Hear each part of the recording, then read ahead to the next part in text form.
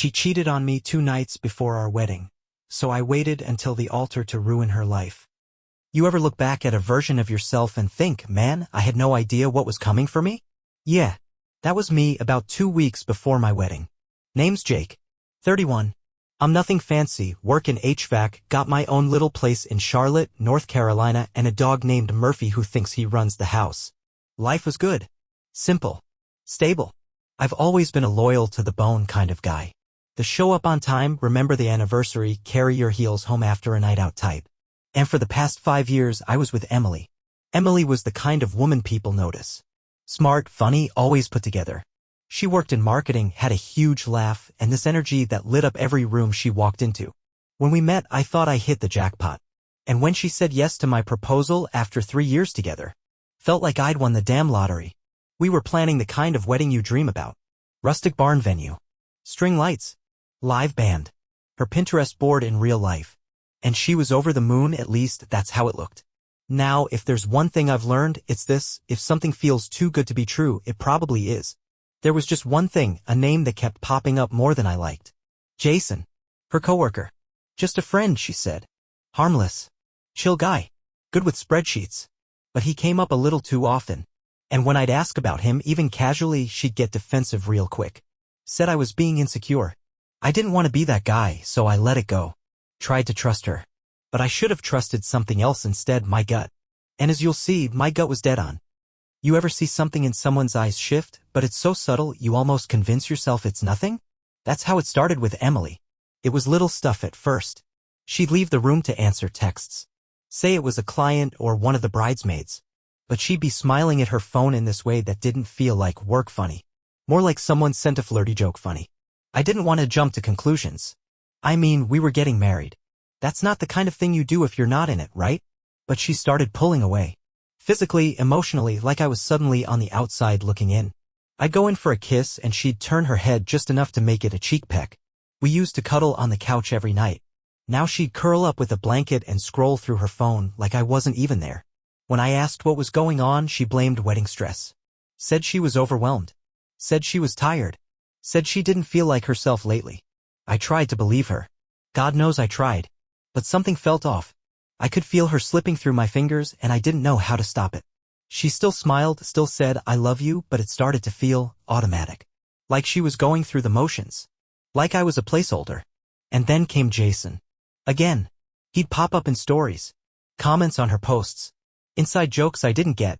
He's just like that, she'd say. You'd actually get along with him. Thing is, I never asked to get along with him. I wasn't trying to be jealous, I just didn't like the way she lit up when she said his name. Like he was the one making her feel seen. Not me. One night, I finally said it. I didn't accuse her of anything, just asked, is there something going on with you and Jason? She stared at me like I'd slapped her. Seriously, she said, already on the defense. You don't trust me now? Because I have a friend at work. I told her it wasn't about trust. It was about patterns. Energy. And yeah, maybe a little bit of instinct. She got quiet. Real quiet. Then got up and went to bed without another word. I sat on the couch that night, alone with Murphy and my thoughts, wondering if I'd just poked a hole in something she was trying really hard to keep sealed. That was the first night I didn't say, I love you, before we went to sleep. And she didn't say it either. 2 weeks before the wedding, Emily and her friends planned the ultimate hen party. Miami. Of course it was Miami. Now, don't get me wrong. I wasn't trying to control anything. I wanted her to have her fun. But something about the way she pitched it to me set off that quiet alarm in my brain. She came home one day all excited, telling me how her bridesmaids were planning a wild weekend getaway. Beach, rooftop bars, spa treatments, maybe even a mail review, but like as a joke. A joke. Sure. I asked who was going. Usual suspects. Rachel, her maid of honor, a few college friends, her cousin Leah. The girls, basically. But then she mentioned Jason helped them find the hotel. I froze for a second. Wait, Jason? I said. Why is Jason helping with your hen party? She rolled her eyes like I was a toddler throwing a fit. He just helped us book a deal. He travels a lot. He knows the city, right? Of course he does. I didn't push it, but I didn't like it either. What was Jason doing so involved in a girls-only party? I let it sit in my gut, tried not to let it fester. but the damage was done. I smiled and nodded like it didn't bother me. When the weekend came, I dropped her off at the airport. She looked amazing. Sun hat, shades, a little white travel outfit that screamed, bride-to-be. She kissed me goodbye, said, "Don't miss me too much." And that was it. She told me she'd be off the grid for a couple days. Said she wanted to be present, not glued to her phone. And yeah, I understood. In theory. But then she actually went off the grid. Like totally dark. No texts. No snaps. No stories.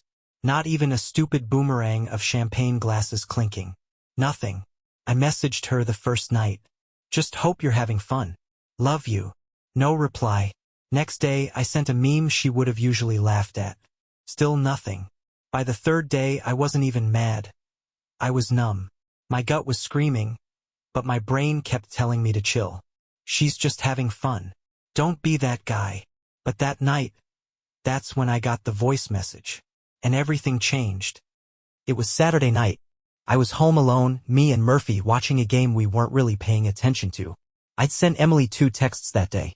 Nothing clingy, just a "hope you're having a blast" and a quick photo of Murphy in a ridiculous position on the couch.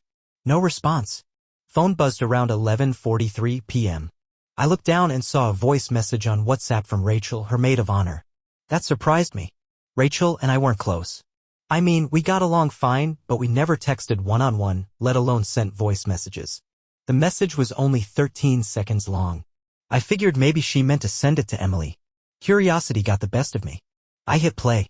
At first, it was just noise. Wind. Music in the background. Girls laughing. Then, a voice. Emily's voice. And a guy. His voice was lower and kind of muffled, but I knew it wasn't one of the girls. I leaned in. The volume was low, but it was clear enough. "Emily, you know I wish it was you at the altar next weekend, right?" Laughter. Then him, "Jason, I bet my life." "Careful, you're gonna make me believe it." Then more laughing. Then the message ended. I just sat there, staring at my phone like it had grown teeth. I played it again. And again. Each time, I hoped I'd misheard. That it was out of context. That maybe it was part of some joke. But it wasn't. The tone in her voice was too soft. Too real. Not flirty and stupid, intimate. And that's what broke me. I didn't cry. Not yet. I just disconnected. Mentally checked out of my own life for a few minutes. Everything blurred. My body felt like it weighed 1,000 pounds. Murphy laid his head on my lap and I sat there in the blue glow of the TV, thinking one thing. If that message was real, then everything else might be too. I didn't sleep that night. Barely blinked. Just kept hearing her voice on repeat over and over. I thought I was going crazy. The next morning, I booked a one-way ticket to Miami. Because if she wasn't going to tell me the truth, I was gonna go find it myself. I don't think I've ever booked a plane ticket faster in my life. Sunday morning, 7:12 a.m., I was already in the airport parking lot. One backpack. No checked bags. Just adrenaline, rage, and a sick feeling in my chest that wouldn't let me sit still. I didn't tell anyone I was going. Not my buddies, not my mom, and definitely not Emily. I needed answers, not opinions. The flight was a blur. I remember watching the clouds outside the window and thinking, what if I'm wrong? What if it really was just a stupid joke, or I misheard the whole thing? But the thing was, I didn't feel wrong. I felt right. Too right. That's what scared me. I landed around noon, grabbed a rental car, and drove straight to the hotel Emily told me they were staying at. I had the name from weeks back when she was excitedly showing me photos of the rooftop pool and spa. I'd smiled and nodded like the supportive fiancé I was pretending to be. The place was nice. Too nice. Like, this is definitely not just a chill girls trip nice.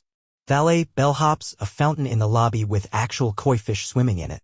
I walked up to the front desk, heart pounding, trying to play it cool. "Hey, I'm hoping you can help me," I said to the clerk, a younger guy who looked like he hated confrontation. "My fiancée was staying here this weekend and I think her room was robbed last night. She said some cash and jewelry went missing. She's freaking out." He blinked, clearly caught off guard. "Oh, I'm sorry to hear that. Do you know the room number?" I gave him the number Emily had mentioned weeks ago. He typed something into the computer, nodded slowly. "She checked out earlier this morning. Any chance I could see the hallway security footage? Just to see if someone went in while she was out." He hesitated, looked around, then leaned in slightly. "I'm not really supposed to show anyone that." I dropped my voice and looked him dead in the eye. "Listen, man. I'm not trying to sue anyone or make trouble. I just need to know what happened. Please. There was a long pause. Then he sighed. Give me a minute. He disappeared into a back office. 10 minutes later, he came back with a flash drive, slipped it into a laptop and pulled up a grainy black and white hallway cam. Here, he said, hitting play. Timestamp, Saturday night, 11:36 p.m.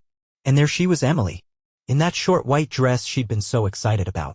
Hair done up, laughing, with Jason. They were walking down the hallway close. Too close. She leaned against the wall and he stepped in. They kissed, slow and easy like they'd done it 100 times.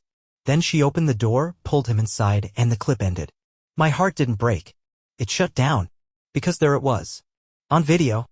Truth, raw and ugly. And now I had it. I didn't move for a full minute after the video ended. The hotel clerk was still sitting next to me, watching my face more than the screen. He looked nervous, like he'd just handed over a loaded gun. You okay, man? He asked quietly. I nodded once. Yeah. Thanks for showing me. He offered to send the file to my phone. I gave him my number, and a minute later, it was sitting in my inbox. A digital time bomb. I left the hotel feeling like I'd aged 10 years in 20 minutes.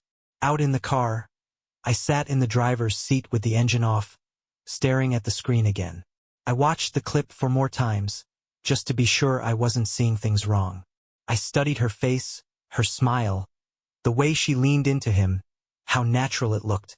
This wasn't a drunken one-off. This wasn't a mistake or a lapse in judgment. This was routine. They had rhythm, familiarity. That kind of ease doesn't come from flirting at work. It comes from doing this more than once. And I was the idiot waiting at home, sending her, I miss you texts while she played house with another man in a hotel I probably helped pay for. It was weird. I thought I'd be angry, that I'd punch the steering wheel or scream or cry. But I didn't. I just sat there, completely numb, like someone had flipped a switch and shut off the emotions to stop the bleeding. After about an hour of staring at the dash, I knew what I had to do. There was only one person I could talk to, someone who'd been close to Emily this whole time and might actually give me a straight answer. Rachel, the girl who accidentally sent me that voice message. The same Rachel who had stayed suspiciously quiet since. No follow-up, no explanation, just silence. I texted her. Me need to talk.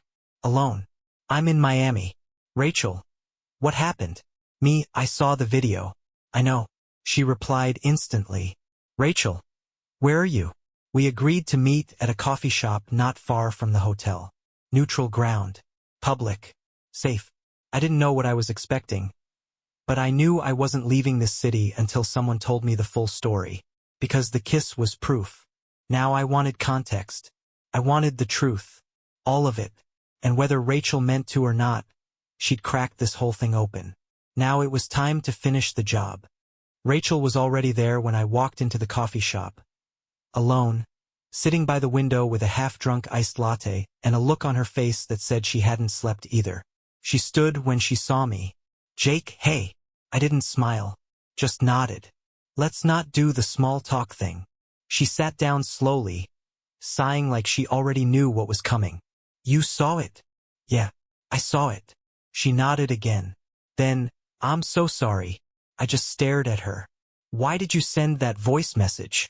Rachel looked away for a second, then back at me. It was an accident, I swear. But when I realized what I sent, I didn't delete it. I couldn't. Because you knew. She swallowed hard. Jake, it's been going on for a while. 2 months, maybe longer. It started with flirting at work, and then they hooked up after some team happy hour. Emily swore it was a mistake. But it didn't stop. I leaned back in my chair, exhaling like I'd been holding my breath for weeks. She told you all this? I asked. She vented to me, confessed one night after too much wine. Said she didn't know why she did it, but she also didn't want to stop. I told her to come clean. She said she couldn't ruin the wedding. I laughed, bitter. Too late for that. Rachel looked down. I didn't want to lie to you, Jake. I swear. But she's my best friend. I was stuck in the middle. You weren't stuck, I said. You just didn't want to be the bad guy. That one stung. I could see it in her eyes. I never wanted you to get hurt. she whispered. Then maybe don't let your friend walk down the aisle with a lie this big. We sat in silence for a moment. Then she said, "So what are you going to do?" I looked her in the eye. "I'm gonna let the wedding happen." Her brows pulled together. "You're still going to marry her?"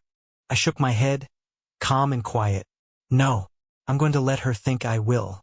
Then, in front of everyone, I'm going to tell the truth." Back home, I went into full performance mode. It's wild how easy it is to fake a smile when your heart's gone numb. I laughed at texts from Emily, agreed to finalize the seating chart, even thanked her mom for helping with the flower arrangements. I played the part so well I almost fooled myself. The wedding was 6 days away, and every time I looked at her, I wanted to ask, "Do you feel anything? Do you feel guilty when you look at me?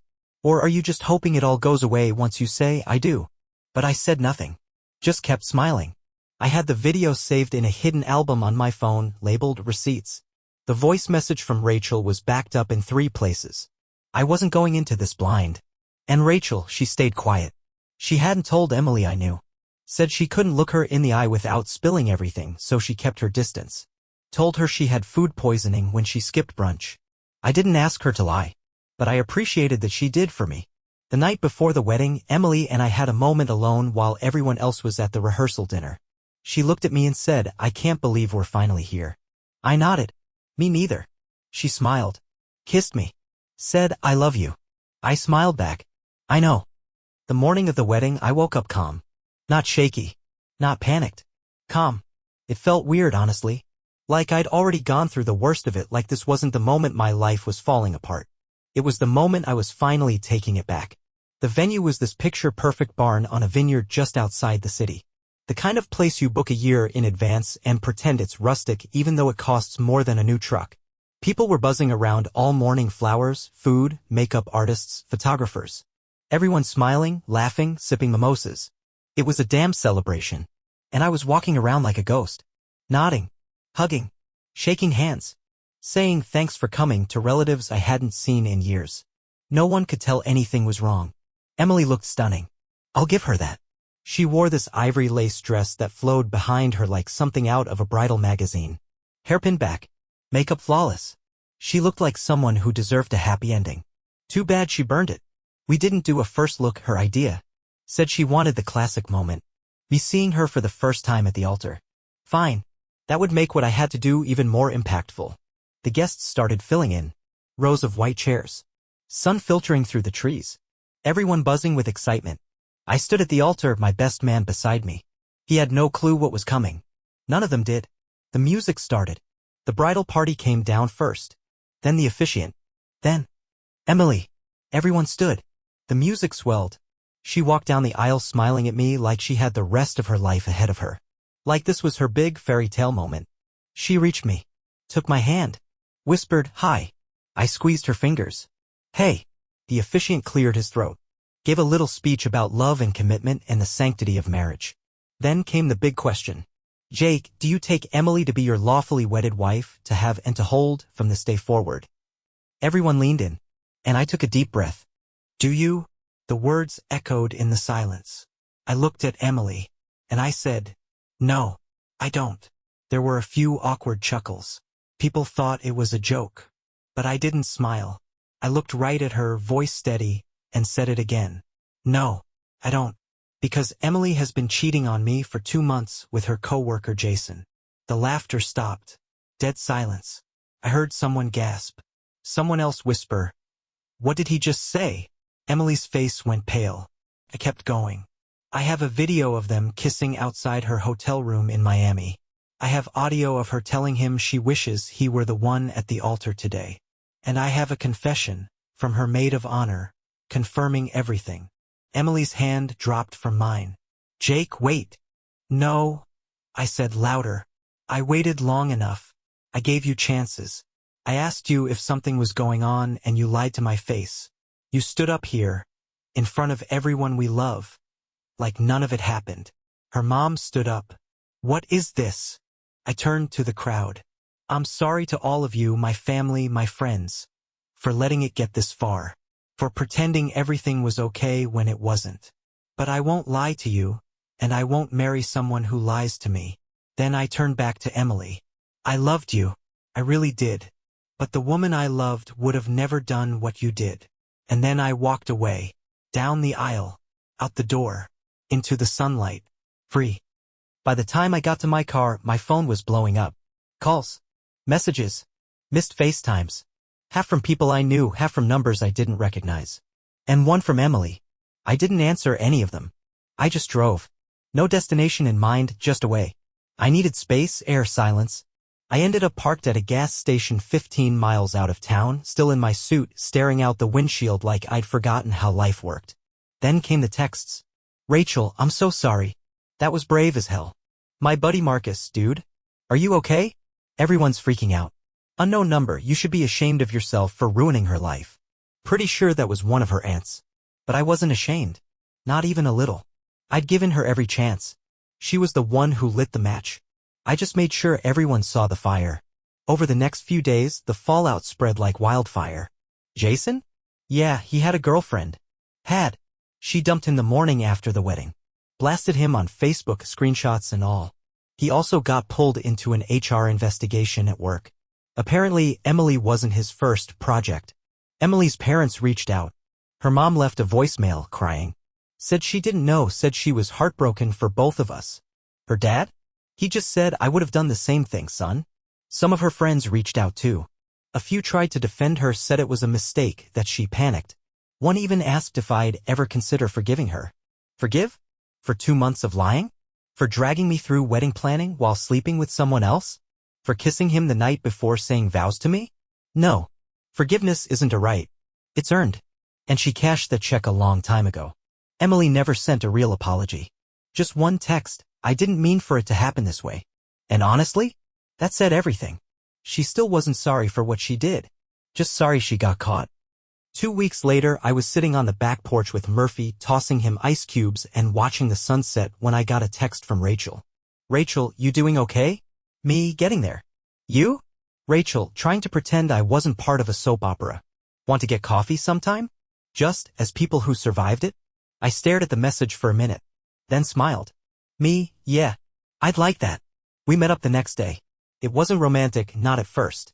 Just two people with bruised hearts trying to figure out what the hell just happened to their lives. But the weirdest thing? It felt easy. No performance. No pretending. No walking on eggshells. Rachel was honest. Kind. A little sarcastic in the way I liked. And she didn't try to fix me. She just listened. We started seeing each other more. A walk here. A movie night there. A shared bottle of wine and a lot of can you believe that actually happened? And slowly something changed. I wasn't waking up angry anymore. I wasn't checking my phone expecting drama. I was just present. Real. At peace. I didn't expect to find someone so soon. Honestly, I wasn't even looking. But sometimes the right people show up after the wrong ones fall away. Rachel wasn't trying to be my rebound. She was just being real. And maybe that's exactly what I needed. It's been a year since the wedding that wasn't. And yeah, I still call it that. The wedding that wasn't. Because even though no vows were exchanged and no rings were worn, it changed my life more than any ceremony ever could have. Life now? Honestly, it's good. Really good. I kept my house, got a raise at work, and Murphy's still stealing half my bed at night like he pays the mortgage. But the biggest change? Rachel. Started slow, sure. Neither of us was in a place to rush into anything. But time does what time does, it softened the edges, smoothed out the heartbreak, and somewhere between healing and laughter, something real started to grow. We're not in some crazy whirlwind romance. No over-the-top declarations or ring selfies every week. The simple, solid, honest, and I'll take that over Instagram perfect any day. As for Emily, haven't heard from her since that last vague apology. From what I've gathered, she moved to another city, started over somewhere else. Maybe she's telling people I ambushed her at the altar. I don't really care. That chapter's closed. But here's the twist, the kind you don't see coming, not even after everything. A few weeks ago, Rachel and I were packing up some stuff at my place, clearing out a storage bin in the back of the closet. Old cards, photos, wedding crap I never got around to tossing. I found the RSVP list. Dozens of names, check marks, little handwritten notes. And taped to the back? sticky note. One I hadn't seen before. It was in Rachel's handwriting. Must have been something she stuck there while helping Emily plan things. It said, "You deserve better. And someday you'll know it." I held it up, showed her. She went red instantly. "I didn't think you'd ever see that." But I had. And now I couldn't unsee it. In a weird way, that little note summed up everything. The betrayal, the chaos, the wreckage, and the quiet hope someone had for me, even when I didn't see it myself. I looked at her, smiled, and said, "Guess someday's here." She smiled back. No drama, no wedding bells, just two people who made it through the fire and came out standing.